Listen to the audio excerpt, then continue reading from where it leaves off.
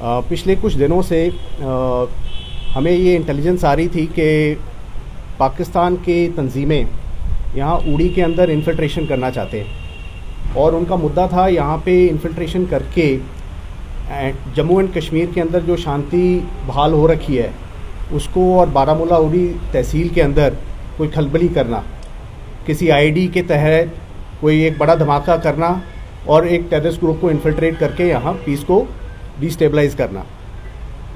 इसी intelligence inputs के मद्देनज़र फ़ौज ने और पुलिस ने अपना इंटेलिजेंस और CICT ग्रेड को और मजबूत किया और पिछले कुछ दिनों के अंदर हमारी जो डैगर डिवीज़न की फ़ौज की आगे एम्बुशेस ले कर रहे थे उनको हमने इंटेलिजेंस इनपुट्स के हिसाब से साइट किया। आज सुबह तकरीबन 6:40 पर बहुत बुरा मौसम था, बारिश पड़ रही थी और फॉग का माहौल था।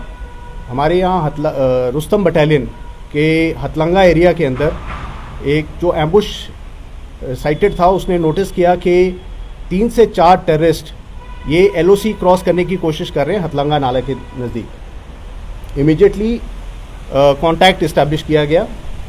ये टेररिस्ट के साथ फायर फाइट तकरीबन 2 घंटे तक चली, 6:40 से लेके 8:40 तक। इस फायर फाइट के अंदर हिंदुस्तान फ़ौज ने UBGLs, MGLs और रॉकेट लॉन्चर्स का इस्तेमाल किया और इस फायर फाइट के अंदर एक टेररिस्ट न्यूट्रलाइज किया गया। इसके बाद जो एम्बुश पार्टीज़ वहाँ थी उन्होंने नोटिस किया कि 2 टेररिस्ट जो कि इंजर्ड हुए हैं उन्होंने अपनी थोड़ी मूवमेंट बदल ली है, तो उसके हिसाब से एम्बुशेस ने रीसाइट किया और तकरीबन 9:15 बजे फिर से एक सेकंड फायर फाइट शुरू हुई। ये फायर फाइट तकरीबन आधे घंटे तक के लिए चली, जिसके अंदर की दूसरा टेररिस्ट भी न्यूट्रलाइज कर दिया गया। इसी दौरान तीसरा टेररिस्ट जो इंजर्ड हुआ था वो पाकिस्तान फ़ौज की पोस्ट जो नज़दीक में है उनके फायर सपोर्ट की मदद में उसने एक्सफिल्ट्रेट किया। इसमें यह चीज़ नोट करने की ज़रूरत है कि पाकिस्तान आर्मी की पोस्ट ने इस टेररिस्ट को एक्सफिल्ट्रेट करने के लिए फायर सपोर्ट दिया और हमारी तरफ फायर किया। फ़ौज की जो पार्टीज़ इन्वॉल्व थी उन्होंने वहाँ क्वाडकॉप्टर भी फ्लाई किए। पाकिस्तान फ़ौज ने हमारी क्वाडकॉप्टर्स के ऊपर भी फायरिंग की और ये टेररिस्ट जो तकरीबन 300-400 मीटर पाकिस्तान की तरफ एक्सफिल्ट्रेट किया, वहाँ जंगल एरिया के अंदर ये जाके वहाँ गिर गया और हमारे अनुमान के हिसाब से वो उसकी वहाँ ही वॉज किल्ड देयर एंड उसके बाद उसकी बॉडी वहाँ से रिकवर की गई एंड वेदर बड़ा ख़राब था, इसके कारण क्लैरिटी भी नहीं आई, but further operations and search इस एरिया में 2 बजे तक चलती रही है।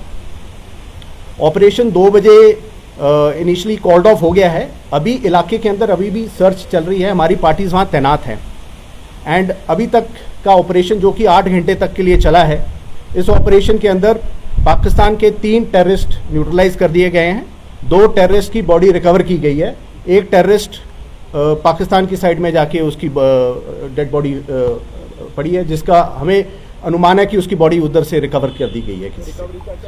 एंड ये ऑपरेशन दर्शाता है कि पाकिस्तान फ़ौज किस तरीके से मुलव्विज़ है, टेररिस्ट को हमारे यहाँ इन्फिल्ट्रेट करने की मदद करती है, उनकी फायर सपोर्ट देती है और मॉरल सपोर्ट देती है एंड कश्मीर के अंदर किस प्रकार से पाकिस्तान की फ़ौज मुलव्विज़ है यहाँ पे हमारे पीस और सिक्योरिटी को हार्म करने के लिए। Do these fresh encounters reflect any change in the strategy of terrorists operating from across the border?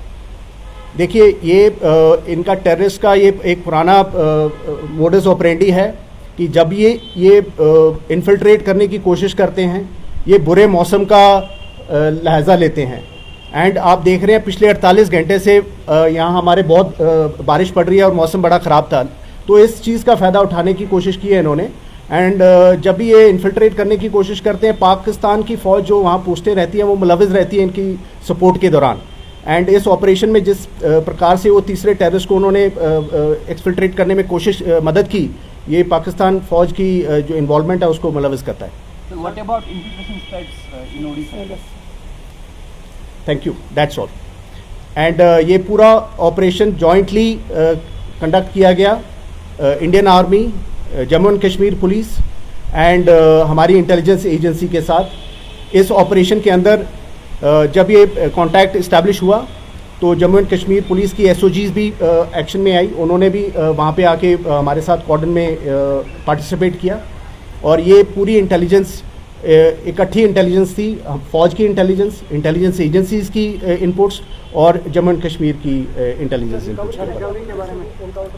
इसके अंदर दो AK-47, एक AK-47, एक AK-74, 7 मैगजीन्स, कुछ एमुनेशन है और एक चाइनीज़ पिस्टल और कुछ राउंड एंड कुछ ग्रेनेड्स भी हैं इसके अंदर।